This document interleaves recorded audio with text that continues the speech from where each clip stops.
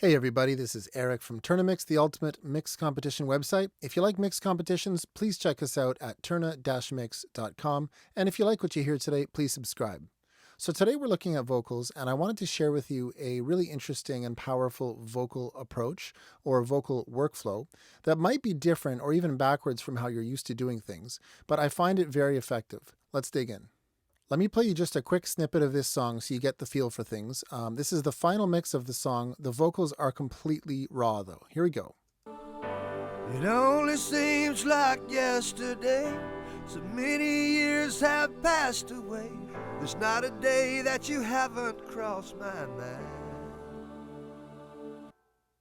All right, so it's, the song hasn't quite kicked in yet, but it's sort of like a ballad, a power ballad of sorts. And that vocal was completely raw.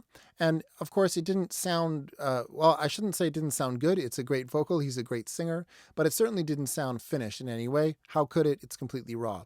Now, what I would have done sort of years ago, or what I actually still do a lot, I have to force myself not to, is I would do this. I'd solo up the vocal, right? I'd have a listen. It only seems like yesterday. And I'd start forming all sorts of opinions about what needs to be done. So what I'd probably do is grab an EQ, something like this, and I'd start doing this. It only seems like yesterday, so many years have passed away. There's not a day that you haven't crossed my mind. Right? I'd start fishing around. It only seems like what's going on down there? So many years have passed away. Ooh, it's harsh. There's not a day Ouch. that you haven't crossed my mind. It was boomy. Okay. You know what I mean? You'd start doing all this stuff. This is how I used to work anyway. In solo, zero context, zero compression happening, zero effects happening, zero song happening, and I'm trying to EQ this vocal. And I used to tie myself up in knots. Pretty soon I'd be high passing up to 200 and then, oh, now it's sounding thin. Got to low pass it. Oh, what's this? It's crazy. Does that sound at all familiar to you? I'm sure it does. We've all been there. It's no problem. But instead of doing that, let me just mute this ridiculous EQ here.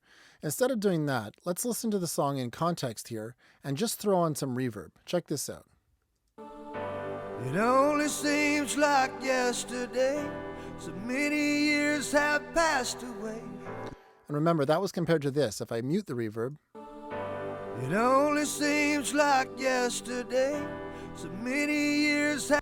Just by adding reverb in this song anyway, we get a huge bump in the sound. It only seems like yesterday, so many years have passed away. To me, that already sounds about 80% finished. Now, what's the lesson here? Just add reverb to everything? Of course not. This is a slow, kind of ballady song. It lends itself to having reverb.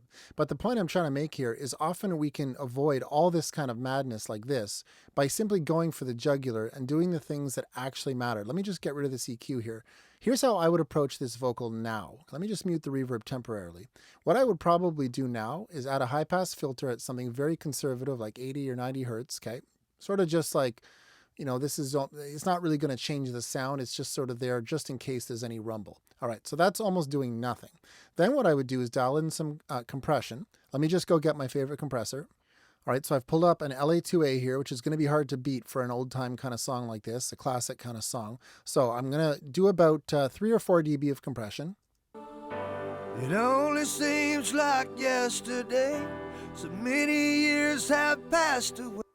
All right, so we've got some basic compression happening in a high-pass filter. So far, we haven't really changed the sound in any profound way. What I'm going to do now is add some parallel compression. If you're wondering what this send here was, this is a full send of the entire signal here that's being sent over to my parallel vocal here. You can see lead vocal parallel. All right, now I'm going to grab my favorite compressor for this duty. All right, so now in parallel, I've pulled up an 1176, and I'm going to hit it pretty hard. It only seems like yesterday, so many years have... All right, and I'm going to bring that up to sort of blend with the main vocal. So let's hear both of them together. Again, we're just in solo right now. It only seems like yesterday, so many years have passed away. All right, so what's the point of all this? Well, what I'm trying to get across here is that by doing almost no EQ, okay, and getting our signal controlled dynamically, and one of my favorite ways is with parallel compression. I absolutely love using sort of gentle compression on the main vocal with the LA2A, or any compressor for that matter. If you don't have this, don't worry about it. And especially don't worry about it if you don't have the UAD. I mean, UAD has got a great reputation. I love them, but you can use any compressor. The idea here is we're trying to get transparent compression, okay? And then use any compressor. Again, I like the 1176, but use whatever you've got and add some stiff compression in parallel. And all we've really done here is clear out rumble and control dynamically. Let's throw that reverb back on now. It only seems like yesterday, so many years have passed away. There's not a day that you haven't crossed my mind.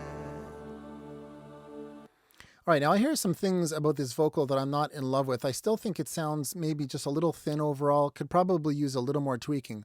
But with just this basic kind of approach, okay, we haven't done anything fancy, right? We haven't gone looking for problems, doing all this kind of stuff.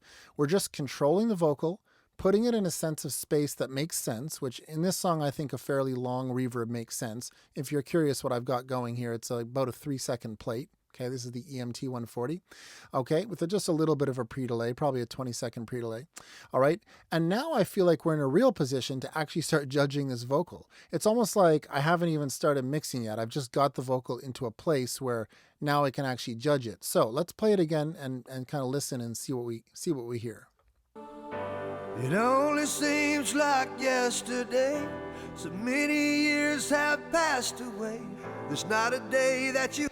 All right, so now that it's controlled, right, the compression is keeping it in check, and the reverb is making it kind of sound like it's actually in a song. The one thing that's kind of bugging me is the harshness, and I'm going to pull up my EQ now, and I think just a little bit of 2-3K cut should help. Let's try this. It only seems like yesterday. Yeah. See, I don't like that. I don't like that. And there's nothing wrong with fishing around and looking for bad frequencies, okay? I just think it's very foolish to do it at the very, very start of the mix with absolutely no context. So let's pull down a bit of 2K here. It only seems like yesterday, so many years have passed away.